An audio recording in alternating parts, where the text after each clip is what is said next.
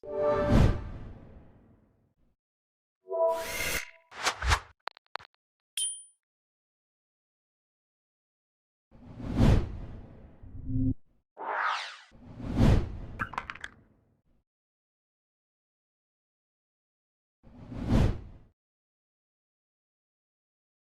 sore semuanya, Sobat Millennials. Jumpa lagi bareng saya Teatrika Putri di sore hari ini di program Ngobrol Seru by IDN Times. Oke, sore hari ini di Ngobrol Seru tentunya spesial banget temanya karena ini tema yang topiknya tuh udah dibicarakan akhir-akhir ini gitu, soal vaksin mandiri, urgensi atau komersialisasi. Nah, seperti kita ketahui ya, kemarin Presiden Joko Widodo sempat membuka sinyal tentang adanya vaksin mandiri ini. Nah, pada sore hari ini, IDN Times mengundang 3 narasumber yang akan berdiskusi mengenai vaksin mandiri yang tengah diperbincangkan publik saat ini. Yang pertama ada Bang Dhani Amrul selaku tenaga ahli utama kantor staf Presiden. Yang kedua ada Pak Rosan Roslani selaku Ketua Kamar Dagang Indonesia atau Kadin. Dan yang terakhir ada Dr. Tirta selaku relawan Satgas COVID-19. Nah, sore hari ini yang sudah hadir ada Pak Rosan dan Bang Dhani. Ini kita sapa dulu ya mereka. Halo Pak Rosan sama Bang Dhani. Halo Selamat Kak, sore. Assalamualaikum warahmatullahi wabarakatuh. Wow. Salam sehat selalu. Terima Apa kabar? kasih. Baik-baik. Pak Rosan sama Bang Dhani gimana kabarnya? Tetap sehat ya? Sehat. Alhamdulillah, semangat.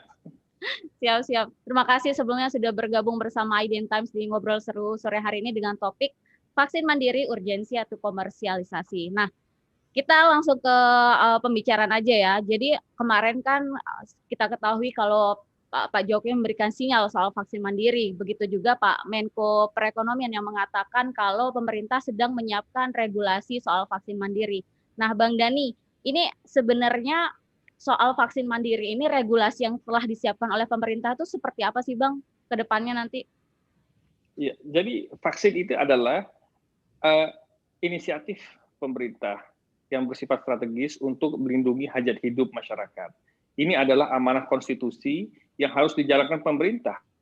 Dalam kerangka melindungi hajat hidup rakyat banyak ini, maka pemerintah harus berpikir mengerahkan semua sumber daya agar kita bisa mendapatkan vaksin dengan cepat.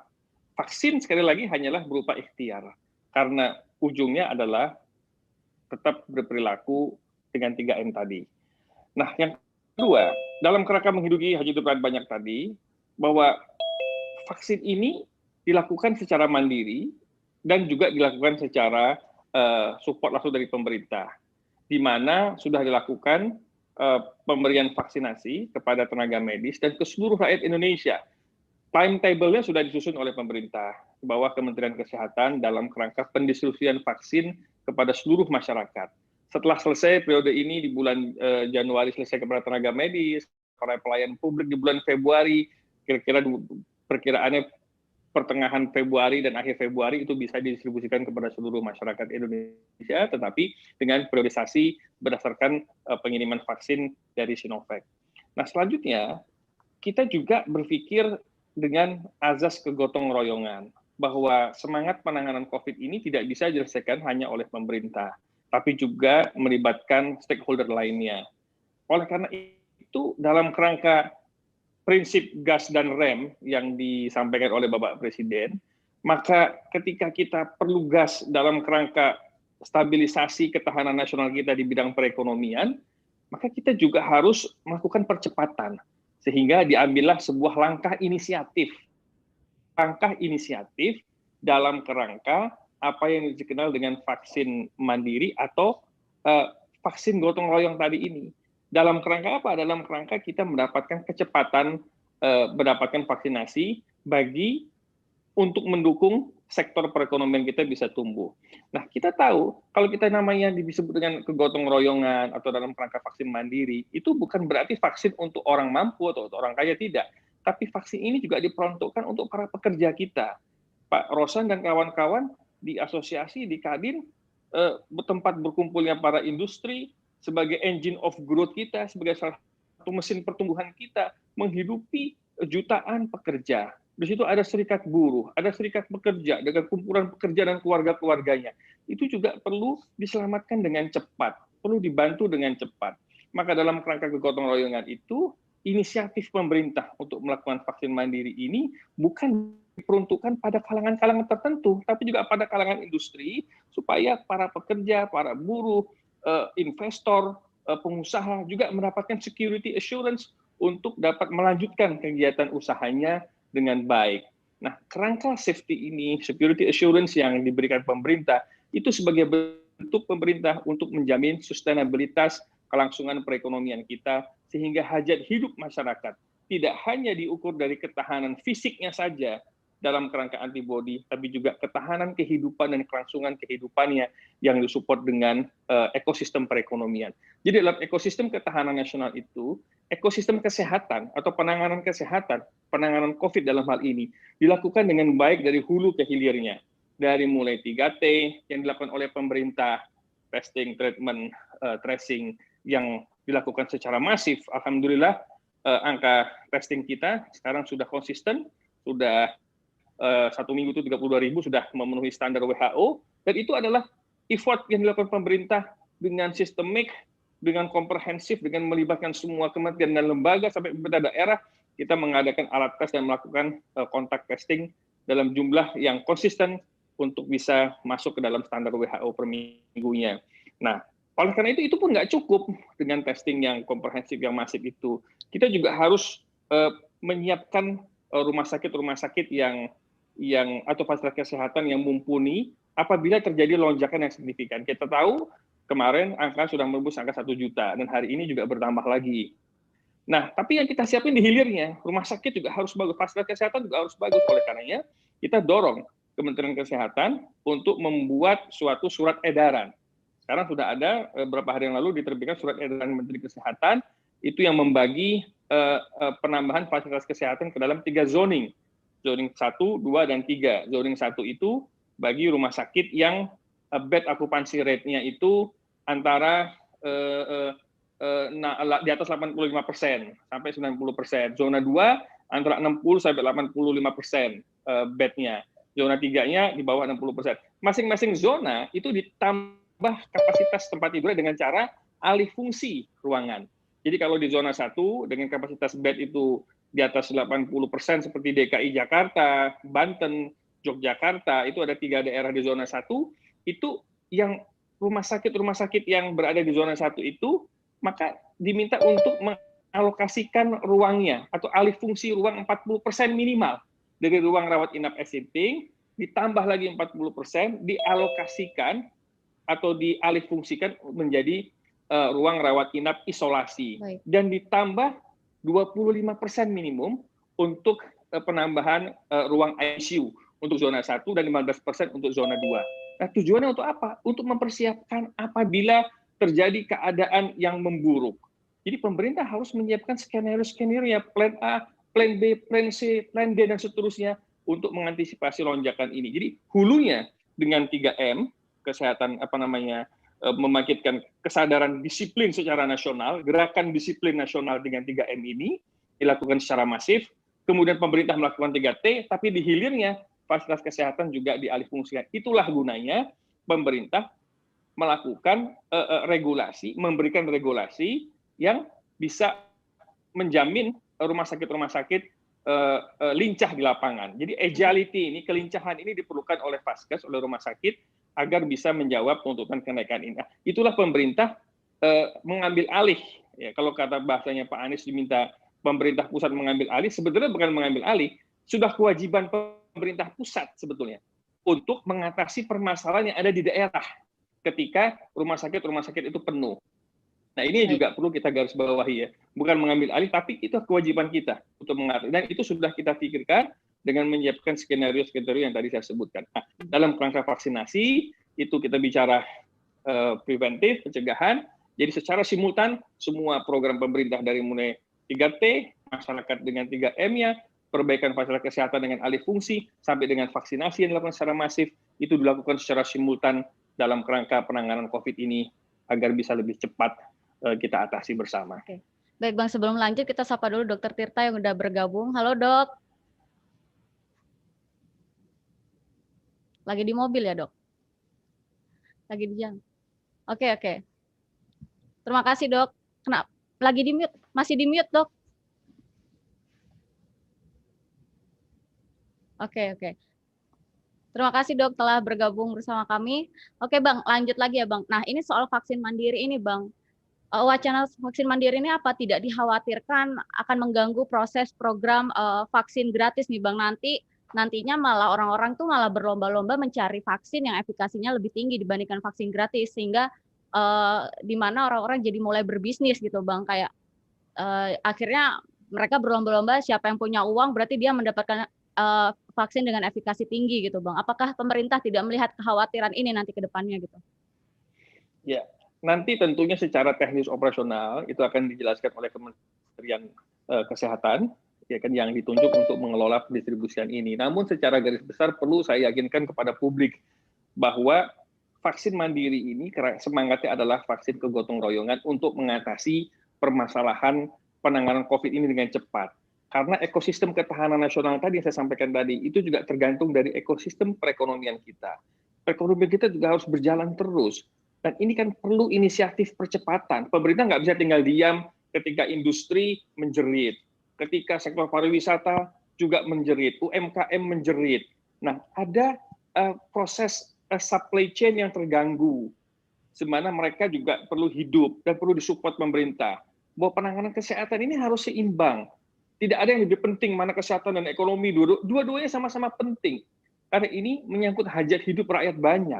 Nah, oleh karena itu ini harus dilakukan dengan simultan. Apakah itu mengganggu? Tidak akan mengganggu karena yang mandiri juga sudah diatur. Yang sekarang ini disupport oleh pemerintah 100% untuk rakyat, vaksin Sinovac juga sudah diatur. Nah, untuk yang ke depan, vaksin gotong royong atau vaksin mandiri ini itu hanya kepada industri yang padat karya. Nah, padat karya itu seperti apa? Yang mempekerjakan ribuan orang, yang itu meliputi sektor-sektor yang strategis, yang menyangkut ekosistem perekonomian nasional kita lebih besar. Jadi nanti itu akan disusun bersama, indikator yang disebut industri padat karyanya itu seperti apa. Nanti tentu kita harus mendengar masukan dari Pak Rosan, kita juga mendengar dari Menteri Perindustrian, Menteri BUMN, apa kriteria yang disebut dengan industri padat karya. Kemudian juga nanti vaksinnya, juga nanti kan karena vaksin mandiri, nanti juga ada beberapa pilihan-pilihan merek yang sekali lagi itu ditentukan nanti berdasarkan kajian para ahli, kajian objektif para ahli, kemudian juga izin BPOM-nya, MUI, sama persis dengan vaksin Sinovac kemarin, harus mengeluarkan emergency use authorization. Kita juga tahu bersama bahwa vaksin itu juga mereka kan sekarang lagi berlomba-lomba juga untuk mempercepat persetujuan di WHO ya, sehingga persoalan efikasi ini juga perlu kita sosialisasikan kepada publik. Para ahli nanti akan berbicara tentang makna efikasi dan sebagainya, dan masyarakat juga nggak perlu ragu karena jelas platformnya WHO itu jelas bahwa masalah efikasi vaksin itu dianggap akan bisa untuk dikeluarkan emergency authorization-nya apabila efikasinya di atas 50%. Ya kan, bisa disalurkan dengan cepat, memiliki prinsipal dengan total quality control yang baik. Ada Indonesia juga sudah melalui proses yang disetujui oleh Majelis Ulama Indonesia. Jadi akuntabilitas vaksin itu pasti melalui sebuah proses-proses yang panjang, yang detail, melibatkan para ahli, dan itu sangat accountable dalam pemilihannya. Nah, saya harap masyarakat juga tidak usah dibingungkan dengan ini, bahwa vaksin untuk seluruh masyarakat akan terus tetap jalan, sementara vaksin mandiri yang nanti akan dikelola oleh kementerian yang ditunjuk juga akan berjalan dengan tujuan yang sama, melindungi hajat hidup masyarakat dan kepentingan nasional yang lebih besar.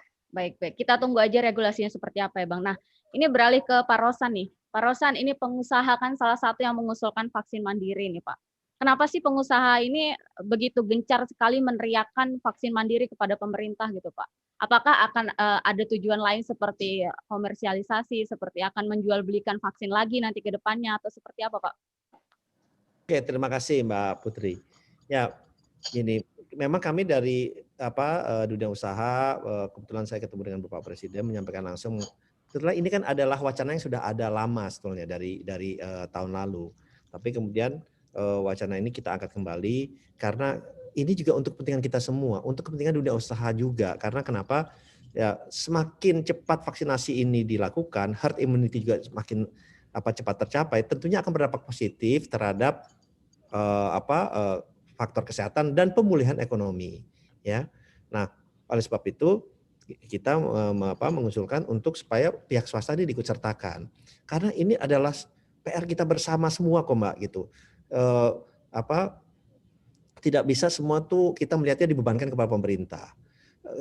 Kita ketahui vaksinasi ini kan tidak hanya satu tahun ini aja gitu. Tiap tahun kita akan melakukan vaksinasi terus ini ke depannya.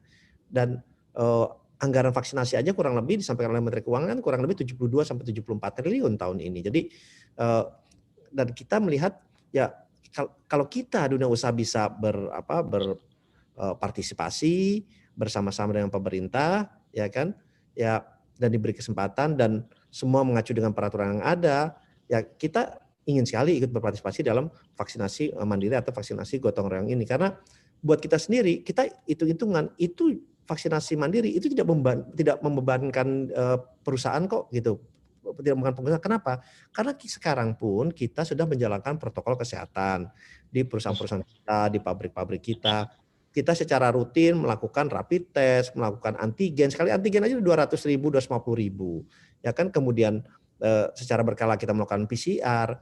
Ya, lebih baik kita berikan itu kepada pekerja kita vaksinasi sekalian gitu.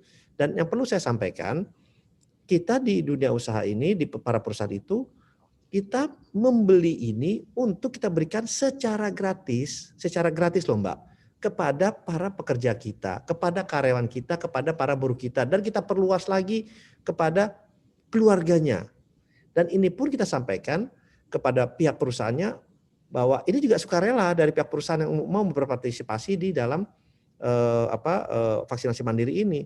Dan responnya ternyata positif. Kan saya kebetulan karena saya sebagai ketua umum Kadin, saya diupdate nih secara reguler oleh asosiasi bisnis, asosiasi industri, para pengusaha. Dan saya minta responsnya mereka, ternyata mereka melihat ya justru dengan adanya ini selain efisiensi juga dari segi biaya mereka, ini juga akan membantu produktivitas mereka gitu. Kalau dulu misalnya di satu ruangan bisa 100 orang karena sekarang udah melakukan jaga jarak, sekarang hanya mungkin satu ruangan 50 orang. Nah mungkin kalau sudah divaksinasi semua satu ruangan mungkin bisa lebih dari 50 orang. Jadi dari faktor produktivitas juga akan meningkat. Nah oleh sebab itu kalau dibilang apakah ini memberatkan perusahaan, karena ini juga udah ada dalam budget kita, dalam rangka protokol kesehatan kita lakukan. Dan ini juga bukan kita mau beli, kita perjualbelikan, enggak Mbak, sama sekali enggak. Jadi kita berikan ini kepada para pegawai kita, pekerja kita secara gratis. Dan itu juga yang diminta oleh pemerintah, dan itu sama dengan kita bahwa ini harus gratis, tidak boleh dibebankan kepada para pekerja kita. Jadi jelas kok itu aturan mainnya. Nah, seperti kata Pak Rosan tadi, vaksinasi ini kan tidak hanya berjalan tahun ini saja gitu Pak. Ketika pengusaha membeli vaksin mandiri lalu memberikan secara gratis kepada karyawannya, itu kan tentu tidak hanya 1 tahun ini gitu Pak. Nah ini apakah ke depannya nanti rencananya setelah vaksin mandiri itu diberikan, apakah tetap pengusaha-pengusaha ini akan memberikan vaksin gratis kepada karyawan atau pada akhirnya ya juga akan berujung bisnis gitu Pak? Ya, kita kan melihatnya kita memberikan vaksin gratis ini ke karyawan kan bukan hanya untuk kepentingan karyawan, tapi untuk kepentingan kita juga, untuk kepentingan perusahaan juga gitu Mbak ya. Jadi ya kita harus menyadari bahwa kita memasuki masa yang new normal, yang memang vaksinasi itu sudah harus menjadi bagian dari operasional perusahaan gitu.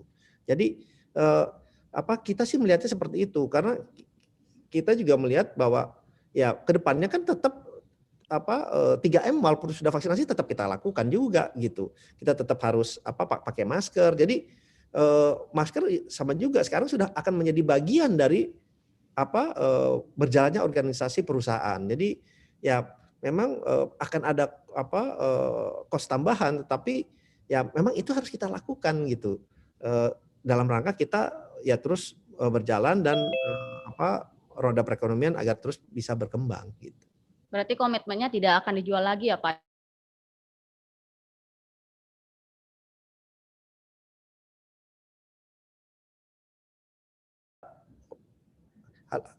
Halo? Mbak Putri, ya. Iya. Kan setiap vaksinasi itu kan semua didata. Ya kan? Semua didata.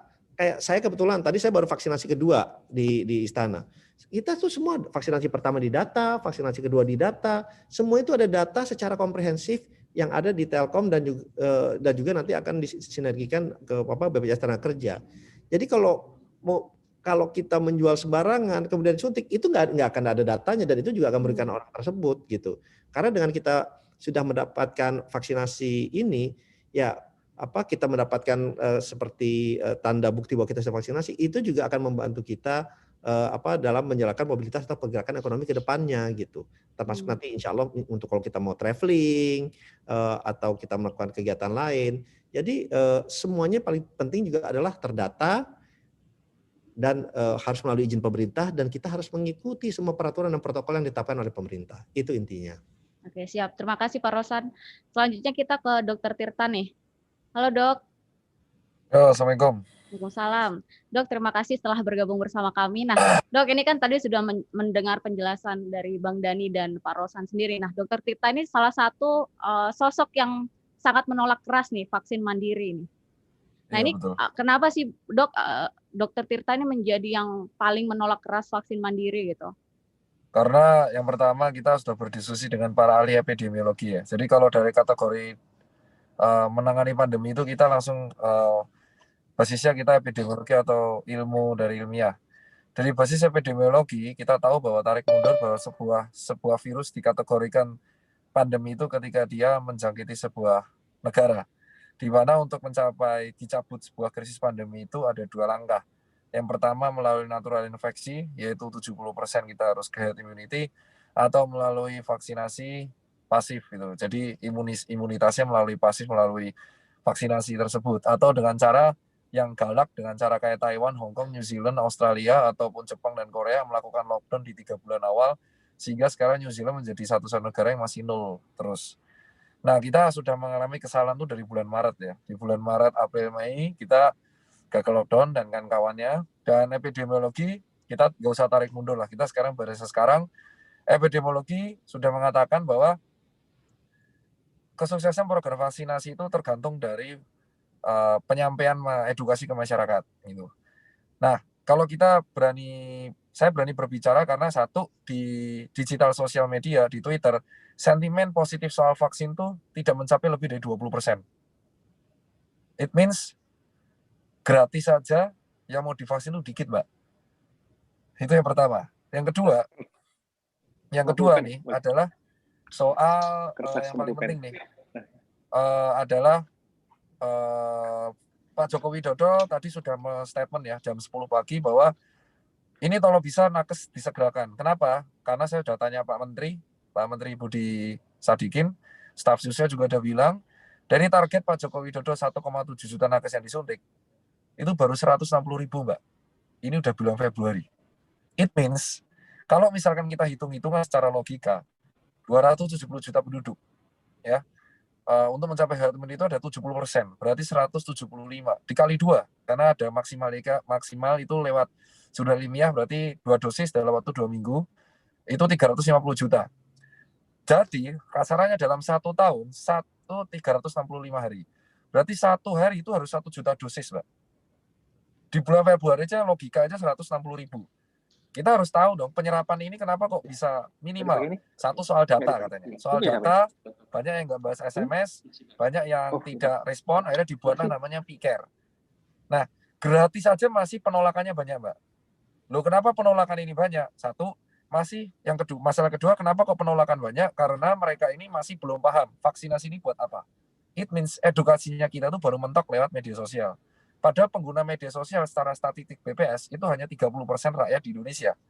Kalau kita langsung tarik mundur, coba kita ke Indramayu, atau coba kita ke daerah Manokwari, atau kita mungkin ke daerah Danau Toba, Aceh, Medan, Batam, apa Boyolali, atau mungkin Ponorogo, mereka tuh nggak akan paham definisi vaksin itu apa. Kenapa? Karena mereka nggak paham edukasinya. Selama kita belum menyampaikan program vaksinasi ini dengan baik, program vaksinasi ini nggak akan selesai, Pak. Nah, ketiga, selama vaksin yang gratis ini belum mencapai semuanya, nggak akan ada gunanya Pak vaksin mandiri itu untuk dilakukan di perusahaan.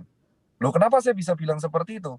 Karena itu vaksin ini yang disalah kaprahkan adalah vaksin ini tidak ada satupun yang bisa mencegah kita dari penularan COVID. Kalau ada jurnalnya bisa mencegah, buktikan. Karena emang nggak ada.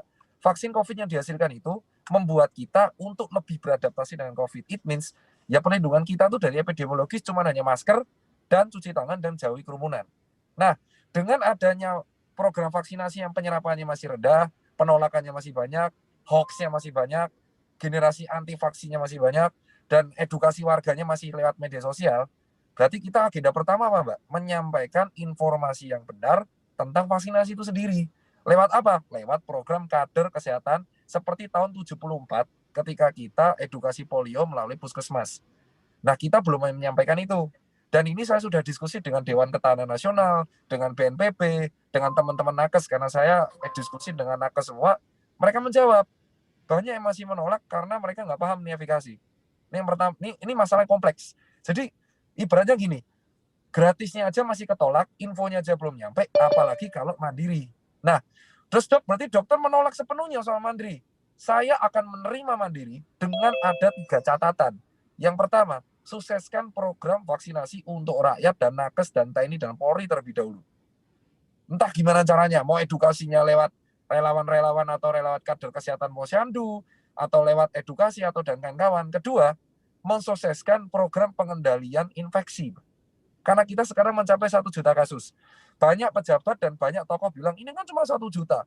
Kita hitung-hitungan, 1 juta ini baru yang ketahuan. Karena logikanya, yang swab antigen aja, ini banyak yang tidak kedata. Berarti, kalau mengontrol penyakit, kita kontrol penularannya. Penularan terkontrol dari mobilisasi. Nah, mobilisasi ini terkontrol dengan cara program pengendalian penularan. Itu gunanya Dirjen Pengendalian Infeksi di Kemenkes. Gimana cara mengendalikan penularan? Kita lihat PPKM. PPKM apakah efektif? Tidak. Buktinya dari kemarin 1 juta, kasus dalam 10.000. Jam malam tidak sama efektif. Jam malam membuat pengerumunan malah geser ke siang. Kerumunan itu terpusat di 3 tempat, Mbak.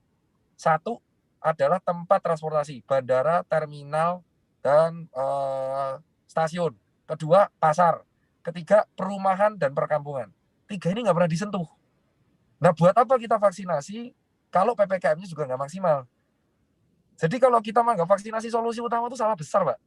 Solusi utamanya kita mengontrol penularan, karena vaksinasi ini tidak mengontrol penularan. Dia membuat kita beradaptasi. Dan programnya ini 15-24 bulan. Nah, berarti agenda utamanya apa? Tetap edukasi dulu, sukseskan program, datanya benar, baru mandiri. Lah dok, berarti perusahaan boleh dong padat karya kalau duluan. Sekarang saya tanya, kalaupun perusahaan diizinkan mandiri, emang berapa persen sih penduduk kita yang bekerja di padat karya? Di pasar emang padat karya? Kan enggak. Apakah kalau dia divaksin tidak kena COVID? Bupati aja kena, karena dia tidak menjaga protokol. Nah, ini yang jadi masalah. Jadi saya tetap mengatakan adalah silakan Anda membuka vaksin mandiri, tetapi komunikasikanlah satu-satu. Dengan cara apa? Dengan cara komunikasi edukasi vaksin dulu yang benar. Kontrol dulu penyakitnya yang benar. Karena kita persif aja belum kelar. Kita nggak akan kelar-kelar nih, Pak. Nah, itu kenapa saya nolak, Pak. Karena lucu, Pak. Saya ini jujur loh, Pak. Edukasi benar-benar di lapangan. Semua komplain di Twitter, medsos itu semua mengatakan, dok, berarti yang mandiri lebih bagus dong. Karena image di Indonesia yang bayar selalu lebih bagus. Mau tuh buat padat karya, mau apa, image yang terlanjur di publik adalah, oh berarti yang gratis elek. Itu udah image di publik. Sekarang kan PR baru. Kita harus menerangkan lagi. Ini yang mandiri buat padat karya kok. Oh berarti padat karya dapat lebih bagus dong. Akan lebih ribet. Ini baru kalau vaksinnya sama. Apa jaminan rakyat tidak menolak kalau tahu vaksin yang diberikan berbeda? Let's say kayak gini. Sinovac 65.3 X. Ini yang saya pengen tanya. Sinovac X nih. X gratis. Bread. Ternyata di lapangan padat karya mendapatkan Y, Z yang efikasinya 80%. Coba. Image-nya masyarakat gimana? Wah, berarti saya dapat cuma yang gratisan cuma 65. Kenapa? Pfizer aja dibanding-bandingkan sama Sinovac. Mereka nggak akan paham bahwa Sinovac itu inactive RNA, Sinovac itu inactive RNA, Pfizer itu mRNA, yang it means protein spike, itu nggak akan paham. Nah, terus gimana dok? Ya makanya perbaikilah komunikasi. Kalau memang belum ada keputusannya, jangan diedukasikan dulu. Kita sukseskan terlebih dahulu program vaksinasi, data dulu nakes yang belum dapat siapa, data kota-kota red zone yang perlu diutamakan vaksinasi siapa, dari kader kesehatan, sukseskan PPKM supaya maksimal di 3 tempat, yaitu tempat transportasi umum, pasar, dan juga perkampungan perumahan. Setelah ini sukses, terbukti KIPI level 3-nya dari Sinovac minimal, sukses, tidak ada keluhan berarti, programnya bagus, penyakit terkontrol, baru silakan perusahaan padat karya terbuka. Tapi dengan catatan, semua perusahaan yang diizinkan mendapat vaksin mandiri harus dievaluasi oleh Kemenperin, BPK, dan KPK. Jadi jangan sampai, wah perusahaanku nggak dapat. Karena saya juga punya perusahaan, saya nggak dapat, berarti saya dianaktirikan, Gon. Wah, berarti saya harus nunggu dong. Nah, ini yang jadi masalah. Ini yang dikhawatirkan oleh Dr. Pandu Riono dan beberapa guru besar epidemiologi. Takutnya image di masyarakat hanya pengusaha yang memiliki perusahaan doang yang dapat vaksin mandiri. Walaupun Pak Joko Widodo mengatakan ini mensukseskan program vaksinasi dalam waktu secepat-cepatnya. Kita lihat, Amerika Serikat Moderna kena keluhan. US juga, Oxford masih. Dan semua negara ini lockdown-nya tier 5 sekarang. Kita bisa cek, lockdown Inggris dah tier 5. Hari ini Menteri Kesehatan Inggris jumpa pers di Daily Times mengatakan, saya meminta maaf karena 100.000 UK meninggal dunia. Aussie hari ini nge-ban semua penduduk dari New Zealand. Begitu juga New Zealand untuk mengontrol itu. Indonesia doang, Mbak, yang blunder kemarin TKA datang. Dan kita minta maaf lagi. Nah, ini yang terjadi. Kita sekarang 1 juta kasus, vaksin bukan solusi utama. Solusi utama mengontrol mobilisasi, ditambah edukasi yang baik. Selama edukasi nggak baik, nggak akan bisa, Mbak. Karena kita jujur bertubrukan satu persatu. Saya tahu kok niat baik Pak Joko Widodo, harapannya kalau perusahaan padat karya duluan dapat, vaksinasi akan cepat nih. Cuman ada 2 yang di-miss. 1, edukasinya nggak nyampe sampai bawah, Mbak. Saya saksi hidupnya. Saya ke Cangkringan, saya bandingkan Indramayu, semua nggak ada yang pakai masker. Nah, kalau orang kayak gini, orang-orang Jakarta divaksin Indramayu nggak, sama aja, Mbak. Sama aja. Nah, terus gimana? Mobilisasi. Terus kemarin polisi sudah menjumpa pers kan, bahwa kemungkinan ada klaster di pesawat, karena ada yang sindikat swab PCR palsu. Let's say kita sudah vaksin, dari padat karya lah, atau mandiri lah, atau gratis, terus kita naik pesawat. Ternyata ada yang klaster di situ. Tetap ketularan, Mbak. Jadi solusinya apa? Kontrol dulu, penyakitnya ini dikontrol dulu. Tracingnya diperbaiki, datanya diperbaiki, bednya dipenuhi, seperti kata Pak Dhani tadi, bednya dipenuhi, ICU diperbaiki. Itu adalah salah satu solusi yang bagus. Edukasikan dulu, buktikan vaksin yang gratis, yang Sinovac ini lancar, baru nanti dibicarakan yang mandiri. Edukasinya pelan-pelan. Karena rakyat itu ngerti, kalau misalkan edukasinya nyampe. Ketika saya melihat ke nakes, besok saya survei ke 17 puskesmas sampai ke Jombang. Ketika nanti saya tanya puskesmas Jombang, masih ada yang belum dapat, berarti belum sukses, Mbak, program vaksinasi untuk nakes. Ketika vaskes yang sudah di daerah paling terpencil, yaitu Papua, sudah mendapatkan vaksin itu, berarti baru kita sudah boleh berbicara mengenai vaksin mandiri. Jadi ini perkara tentang penyampaian pesan yang baik. Epidemiologi ini perbaiki. Jadi saya setuju dengan statement Pak Dhani, adalah negara hadir untuk memperbaiki bed occupation rate, terus habis itu tentang ICU, mengontrol mobilisasi, dan tentu untuk nakes dulu. Ketika Sinovac yang nakes ini udah dapat, beres semua 1,7 juta, evaluasi semua, beres, baru kita duduk mempertimbangkan edukasi yang vaksin mandiri. Tentu harus dengan peraturan yang sangat ketat. Jadi saya setuju kalau misalkan semua orang ini sudah mendapatkan, terutama yang di red zone. Itu, Pak, kalau saya. Jadi ada catatan-catatannya. Begitu. Baik, terima kasih, Dokter. Nah, nih Bang Dhani, tadi kan ada masukan dari Dokter Tirta, kalau vaksin mandiri ini edukasinya bisa tidak sampai ke masyarakat gitu. Sementara ketika nanti masyarakat berlomba-lomba mencari vaksin yang efikasinya tinggi, nanti ujung-ujungnya akan sama seperti swab nih, Bang. Swab aja kan masyarakat yang bisa swab hanya masyarakat kelas menengah sampai kelas menengah atas, sementara yang kelas menengah bawah mereka tidak memilih untuk swab gitu, kayak memilih untuk lebih baik untuk uangnya dipakai makan atau apa gitu. Nah, apakah dengan vaksin mandiri ini nanti tidak dikhawatirkan akan seperti itu, Bang? Nantinya akhirnya kelas menengah bawah, ya udah buat apa kita vaksin? Maksudnya lebih baik uangnya kita buat makan atau apa gitu, Bang? Ya, sekali lagi tadi saya sampaikan ya, bahwa kerangkanya itu marilah kita bersama-sama seluruh masyarakat untuk trust kepada pemerintah. Tidak ada sedikit pun pemerintah itu mengharapkan atau berkeinginan menyusahkan rakyat atau tidak serius mengatasi ini. bahwa di awal tadi saya sampaikan, semua itu kan melalui perencanaan.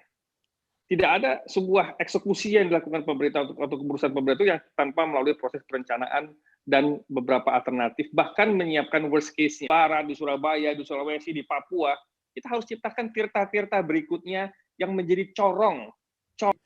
Jadi tidak bermaksud buru-buru kan, untuk intinya ya yang penting sukseskan dulu yang Sinovac dulu. Terus Bang Dhani, ini kan kata Pak Rosan tadi kan vaksinasi tidak hanya dilakukan tahun ini kan. Artinya tahun-tahun ke depan selama pandemi ini kemungkinan masih harus terus dilakukan vaksinasi. Nah, ini kalau begitu, kalau akan ada vaksin gratis terus, apakah APBN kita tuh mencukupi untuk melakukan penggratisan vaksin itu terus-menerus, Bang? Nah, tadi kan saya sampaikan sekali lagi, yang tadi terputus ya. Kita makanya kira-kira bulan Agustus September itu Presiden menugaskan Pak Menteri BUMN, Bu Menlu, Pak Menkes untuk mencari sumber-sumber vaksin di negara manapun yang bisa segera masuk, yang bisa masuk dalam kualifikasi WHO. Itu disusunlah perencanaan, langkah kerja perencanaan. Realisasinya sekarang ini vaksin gratis, alhamdulillah.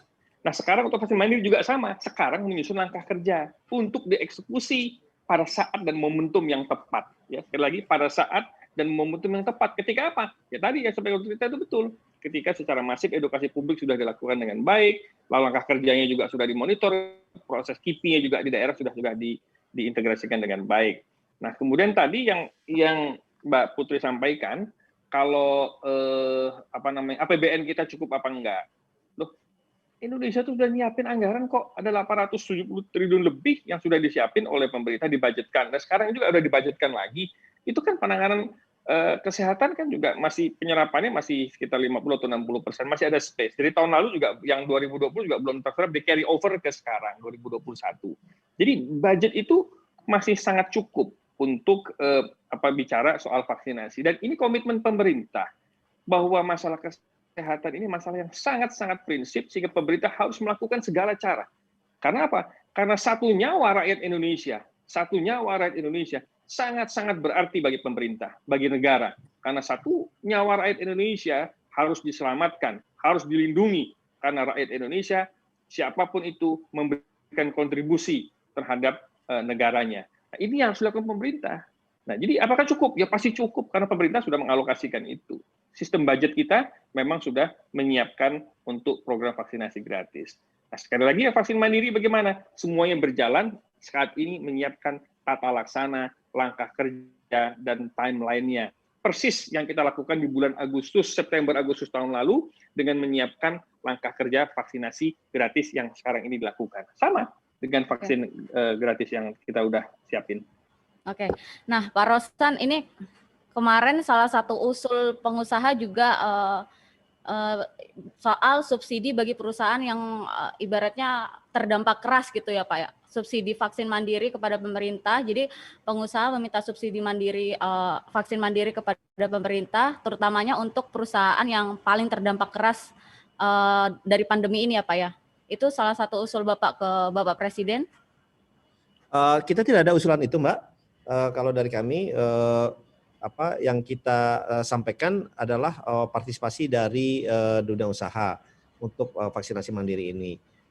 Dan sekali lagi tadi ya kita melihatnya juga sekarang kan baru saja untuk distribusi, untuk logistik, untuk vaksinator, swasta kan juga baru mulai dilibatkan nih minggu lalu karena baru dalam keputusan PEN. Karena memang untuk hal sebesar ini, semagnitude sebesar ini memang dunia usaha, ya swasta memang harus dilibatkan karena ini juga tanggung jawab kita juga, menjadi tanggung jawab kita bersama juga. Ya ini kan kalau kita melihatnya ini ya namanya pandemi COVID-19 ini adalah suatu musibah ya. Kalau suatu musibah kan tidak semua harus ditanggung oleh pemerintah. Bagi kita yang mampu ya inilah saat-saatnya kita juga ikut berpartisipasi. Jadi kami sih niatnya seperti itu aja. Jadi ya karena kembali lagi ya ini untuk kepentingan kita semua juga kok, bukan hanya untuk kepentingan masyarakat tertentu saja, tapi untuk kepentingan kita semua. Jadi ya partisipasi dari kita semua selama kita mampu dan kita mempunyai resources yang ada, ya kenapa enggak? Kita sih pemikirannya simpel-simpel aja seperti itu, Mbak. Tapi ya ini kan suatu hal yang memang memerlukan suatu edukasi, sosialisasi yang harus terus-menerus, yang masih yang seperti yang tadi disampaikan Dr. Tirta, sehingga pemahaman mengenai vaksin ini, baik itu vaksin yang gratis maupun vaksin yang mandiri, itu we all on the same page, itu pengertiannya sama. Jadi tidak keluar suatu pemahaman yang berbeda sehingga justru menjadi dalam perjalanannya menjadi tidak lancar gitu ya. Jadi saya setuju sekali, memang edukasi dan sosialisasi ini harus dilakukan secara terus-menerus, secara masif kepada seluruh pemangku kepentingan. Gitu. Pak, soal ada ini lagi, soalnya saya ada Zoom jam 5. Pak, satu pertanyaan terakhir Pak. Dengan adanya vaksinasi yang dilakukan oleh pemerintah ini, apakah Kadin sendiri optimistis gitu Pak, ke depannya pemulihan ekonomi ini akan semakin membaik gitu Pak dengan adanya vaksin? Ya, vaksin ini memang menjadi salah satu driver ya utama, walaupun tidak satu-satunya. Salah satu driver utama yang membantu pemulihan, yang membantu dalam hal kesehatan ini. Jadi paling tidak faktor ketidakpastian karena yang disebabkan oleh faktor kesehatan ini bisa lebih mitigasi ya, bisa lebih terkonten. Jadi ya harapannya dengan vaksinasi ini bisa lebih menimbulkan, kalau ini berjalan dengan baik, bisa menimbulkan rasa confidence, bisa menimbulkan rasa nyaman, sehingga orang berani bermobilitas lagi dengan tetap melaksanakan protokol kesehatan, sehingga lebih meng-create lagi pergerakan di ekonomi, meningkatkan demand, meningkatkan konsumsi. Jadi harapannya memang seperti itu. Dan kita meyakini ya vaksin ini memang menjadi salah satu kunci penting di dalam skenario besar.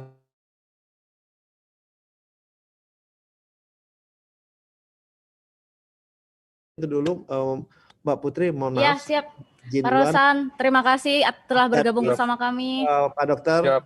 Terima kasih Pak Rosan. Ya, terima kasih. Wassalamualaikum. Siap Pak Rosan. Oke. Dokter Tirta. Ya. Dok, berarti jadi selama dokter melakukan promo vaksinasi ini, apakah masyarakat ini maksudnya edukasi vaksinasi ini artinya apakah masyarakat ini sudah mulai berubah, ingin dilakukan belum sama sekali, jadi, atau mereka masih takut atau seperti apa? Kalau kemarin tuh sentimen negatifnya lumayan tinggi, tapi sekarang sentimen negatif tersebut berubah menjadi sentimen netral. Jadi mereka tuh masih wait and see. Jadi kalau menurut saya sih rakyat itu masih nunggu efeknya di nakes kayak apa. Setelah kejadian Bupati Sleman positif dan Raffi Ahmad yang kemarin gagal jaga protokol tuh ngebuat trustnya rakyat ke pemerintah itu agak turun jujur aja. Tapi tidak sampai negatif, tapi mereka sampai sentimen netral. Maksudnya mereka tuh wait and see. Maka di sini adalah tantangan dari pemerintah sendiri. Gimana sih, kan Pak Jokowi udah statement nih hari ini. Pak Jokowi itu kalau statement sebenarnya bikin deg-degan yang di bawah nih, yakin. Karena Pak Jokowi statementnya seperti ini. Gimana nih penyerapan tenaga kesehatan yang nggak dapat vaksin kok masih banyak? Nah, itu artinya apa secara halus? Woi, cepetin dong. Itu sebenarnya merintah itu kan secara halus. Jadi adalah rakyat ini nunggu. Jika 1,7 juta nakes aja masih ada yang belum dapat, apalagi 270 juta, logikanya gitu Mbak. Dan rakyat ini menunggu sesuai dengan kata-kata saya tadi. Ini nakes-nakesnya nanti setelah divaksin kayak apa? Soalnya ada berita kayak di Palembang, itu kan dokter yang habis vaksin, kalau nggak salah innalillahi wafat meninggal dunia. Terus katanya diakibatkan vaksin, beritanya begitu. Ternyata setelah dicek kan forensik, ternyata beliau meninggalnya kalau nggak salah karena penyakit jantung. Nah, hal ini kan harus diriliskan dan dijumpa perskan oleh tim pemerintah. Maka dari sini yang paling penting adalah mari kita edukasikan ke rakyat, nakes-nakes yang divaksin ini aman dulu dan mendapatkan semua. Setelah itu baru kita edukasikan ke rakyat. Oh, ini udah aman loh. Maka kita sasarlah dari tingkat paling rendah, yaitu tingkat paling bawah, yaitu edukasi dari kampung-kampung. Gunakan kader-kader kesehatan. Nah, ketika edukasi kader kesehatan ini, sekalian edukasi mengenai 3M, cuci tangan dan pakai masker, dan jauhi kerumunan. Nah, sama evaluasi beberapa kebijakan PPKM yang nggak efektif. Kan harusnya dievaluasi nih Pak Doni. PPKM udah jalan hampir jilid kedua nih. Kok tetap naik? Apa sih penyebabnya? Oh, ternyata jam malam ini ternyata cuma mengubah orang yang dulunya kerumunannya di malam jadi sore. Jadi kan nggak efektif. Berarti edukasinya bukan lewat jam malam dong, tapi edukasinya lewat 3 nih. Bis, terminal, bandara, stasiun, dan pasar dan perumahan perkampungan. Nah, belum tekanan dari bawah mengenai sekolah, belum tekanan dari bawah mengenai orang yang dapat makan. Nah, ini kan berat banget. Saya tahu bahwa pemerintah nggak bisa melakukan ini sendirian. Tentu rakyat itu akan terbuka kok untuk menjaga diri dan menjaga sesama. Saya tiap hari itu terima telepon dari teman-teman Twitter, ada DM sama saya, konsultasi, edukasi bapaknya, atau teman-teman polisi, teman-teman TNI yang emang edukasi terus juga ikut-ikutan, artis yang ditelepon, dok saya habis positif, saya edukasi apa, itu tuh banyak banget yang emang edukasi. Jadi sebenarnya tanpa disuruh pun, rakyat itu sudah ada yang sadar dan edukasi sekelilingnya. Cuma yang jadi masalah, banyak pejabat yang melanggar Pak Dhani. Banyak pejabat yang melanggar. Contoh, PPKM kemarin disebutkan oleh Pak Erlangga. Tapi Bupati Karanganyar bilang apa? Saya Bupati menolak PPKM. Jadi ini rasinkron. Kalau memang ini mau PPKM, evaluasi aja, yang jangan sampai heboh di media sosial gitu loh, Pak Dhani. Maksud saya seperti inilah. Kemarin DKI kan mengatakan di media sosial, lewat, ya, kalau nggak salah Pak Riza Patria mengatakan, Bu Ayo itu lempar pusat. Sebenarnya kan pusat sama DKI, Istana Negara sama gedung kantor gubernur kan deketan, Pak. Cuma nggak ada sekilo tuh, Pak, Medan Merdeka semua. Maksud saya seperti ini. Kalau antara komunikasi pemerintah pusat dan pemerintah daerah untuk edukasi COVID ini masih seperti ini, jadi tinggal WA, tinggal telepon kan gampang. Jangan sampai ke-blow up dulu di media, sehingga rakyat malah jadi antipati, dianggapnya nggak kompak. Jadi untuk vaksinasi ini, mari kita tunggu penyebaran yang gratis yang sudah diprogram oleh Pak Jokowi dari Desember tanggal 20, 2020.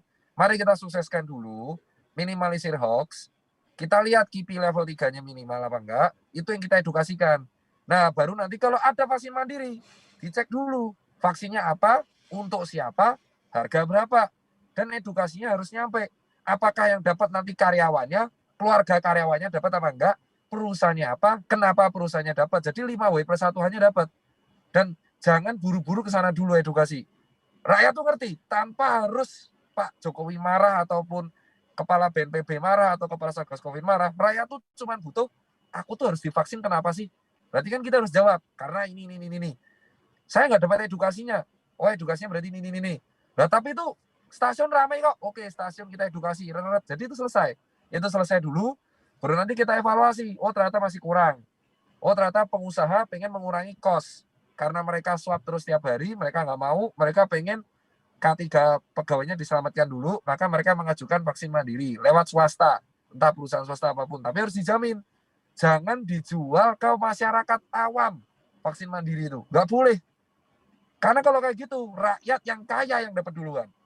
Jadi vaksin mandiri ini harus satu pintu, kalau memang ACC. Karena nggak mungkin dong kita melawan perintah presiden. Presiden sudah mengajukan kok.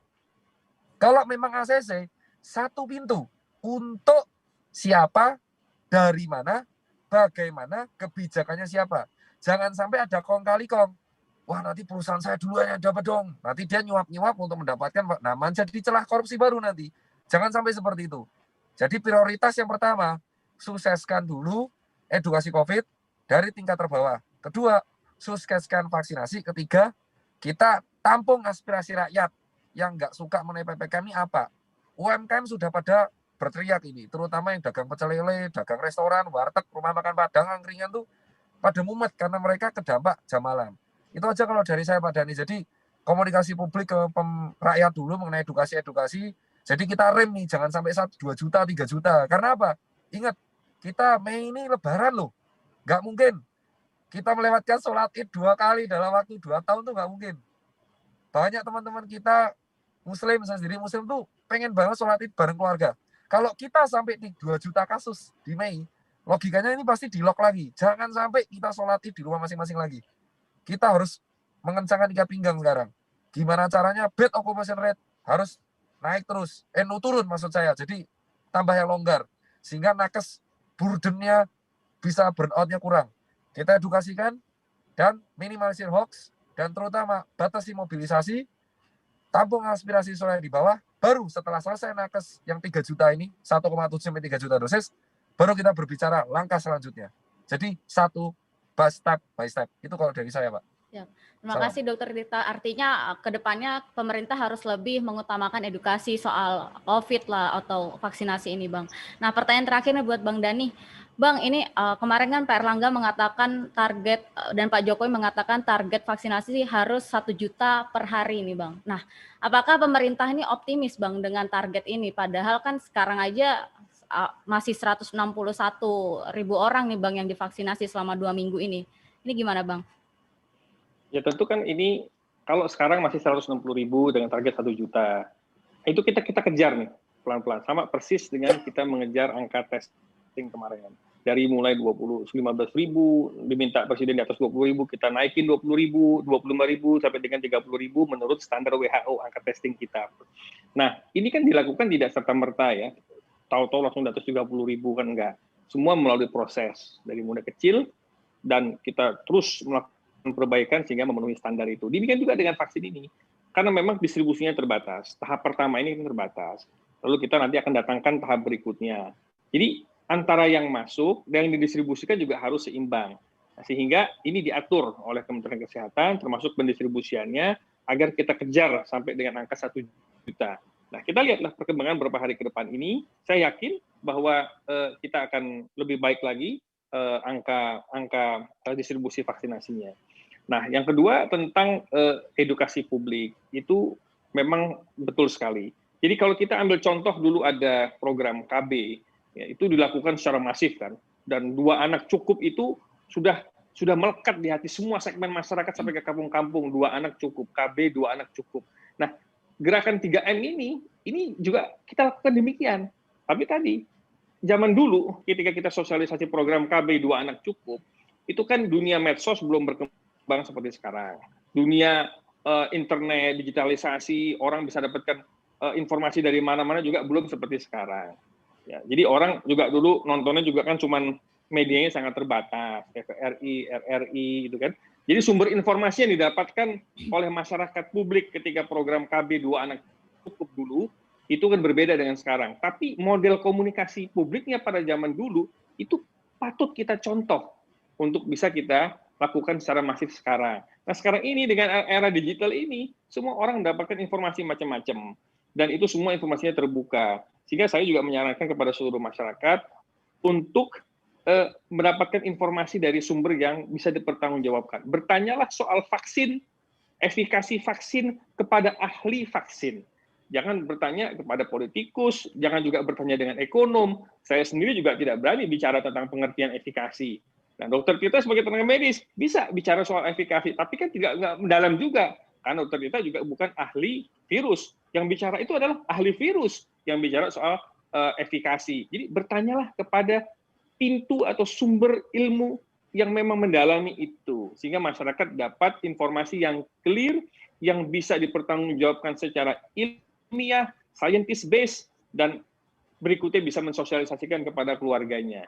Nah, itu penting, Mbak, dapat sumber informasi yang clear terhadap kualitas vaksin, distribusi vaksin, maupun efikasi, serta kejadian ikutan pasca imunisasi. Oke, baik, terima kasih Bang Dani dan Dr. Tirta atas penjelasannya. Sayangnya waktu kita sangat sedikit nih dan udah jam 5 lebih nih rupanya. Jadi semoga kedepannya program vaksinasi ini bisa berjalan dengan lancar dan kasus di Indonesia, COVID-19 juga di Indonesia semakin berkurang gitu ya. Amin. Oke, terima kasih teman-teman juga yang sudah menyaksikan kami ngobrol seru by IDN Times. Semoga kalian tetap sehat semuanya, tetap jaga 3M. Mencuci tangan, pakai masker, dan menjaga jarak. Siap, terima kasih Bang Dani dan Dr. Tirta. Teatrika Putri undur diri. Dadah. Assalamualaikum.